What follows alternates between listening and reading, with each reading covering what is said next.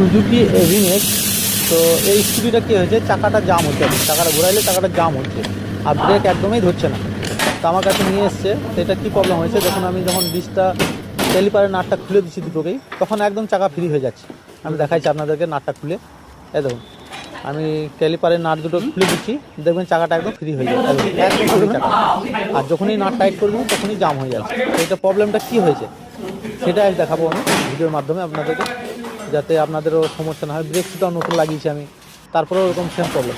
এখন আমি চাকাটা খুলে নিচ্ছি, এই চাকাতেই মূলত প্রবলেম। এই ধরুন এই বুশ যেটা আছে, এই বুশটা থাকে বুশটা দু রকম, একটা ছোট একটা বড়। সে বড় আর একটা ছোটো, একদম দুটো পাশাপাশি রেখে দেখাচ্ছি আমি। একদম একটা ছোট একটা বড়।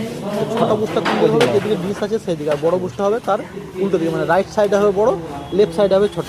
এটাই কেউ ভুল করে লাগিয়ে দিয়েছে, তার জন্যই চাকাটা জাম হয়ে গিয়েছিল। এখন আবার আমি বুশটাকে ঠিক করে লাগালাম চাকাতে। এখন আমি ক্যালিপারটা ফিটিং করে নিচ্ছি। দেখুন ক্যালিপারটা ফিটিং করে দিলে একদম ঠিক হয়ে যাবে, আর কোনো প্রবলেম থাকবে না। তো থ্যাংক ইউ। আমার ভিডিও যদি আপনাদেরকে ভালো লাগে লাইক করে কমেন্ট করুন। এখানে একদম চাকা ফ্রি হয়ে গেছে, ব্রেক ধরা একদম ফ্রি।